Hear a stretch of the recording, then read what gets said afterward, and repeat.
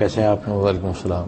جیسے میں پہلے بھی عرض کر رہا تھا کہ آداب معاشرت کے بارے میں ہمارے پروگرام ہوتے رہے ہیں جی، آج غالباً 5واں پروگرام ہے اس کا، تو ذرا مختصراً جو پہلے ہمارے ٹاپک جا چکے ہیں ان کے بارے میں فرما دیجیے، اور آج کا ٹاپک۔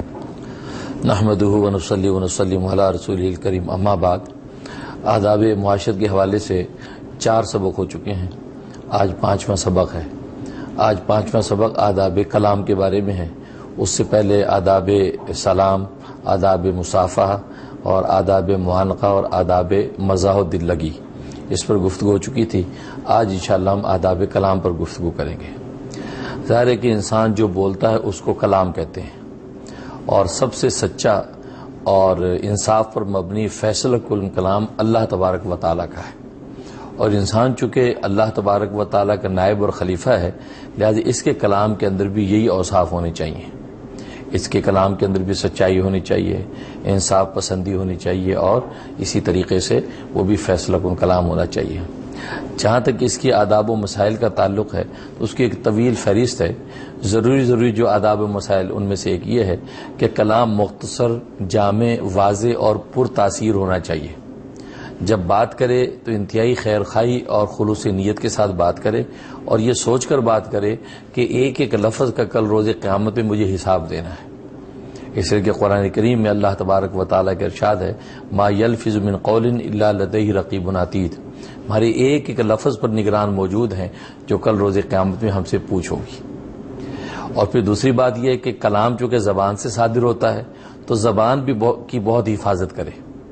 اس لیے صحیح مسلم کی حدیث ہے کہ تمام اعضاء ہر دن کی صبح میں زبان کے سامنے ہاتھ جوڑ کے کھڑے ہو جاتے ہیں کہ تو ٹھیک ٹھیک رہے گی سارا دن میں تو ہم ٹھیک رہیں گے، اگر تو ٹیڑھی ہوئی تو ہم بھی ٹیڑھے ہو جائیں گے۔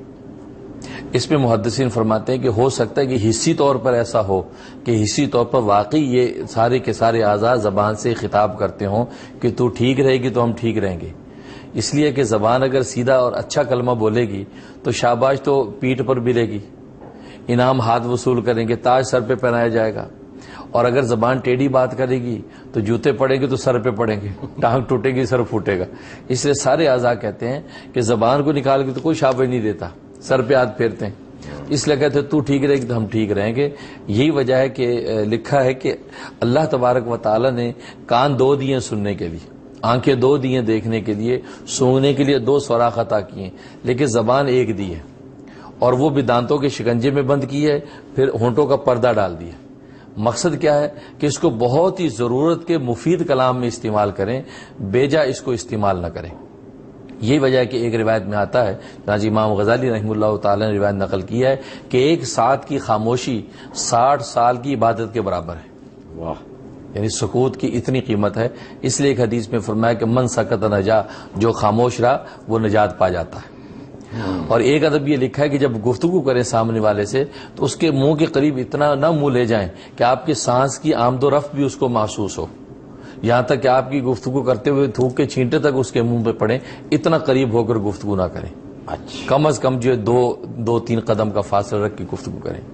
اور ایک ادب یہ لکھا ہے کہ جب گفتگو کریں تو اس کو گھور کر گفتگو نہ کریں، اس سے سامنے والے کو ہچکچاہٹ ہوتی ہے اپنا مدعا بیان کرنے میں، اور اسی طریقے سے اگر وہی سامنے والا بات کرے تو اس کو گھور کر اس کی بات نہ سنے، اور اس کی بات پہ جی بھی کہے، حامی بھی بھرے۔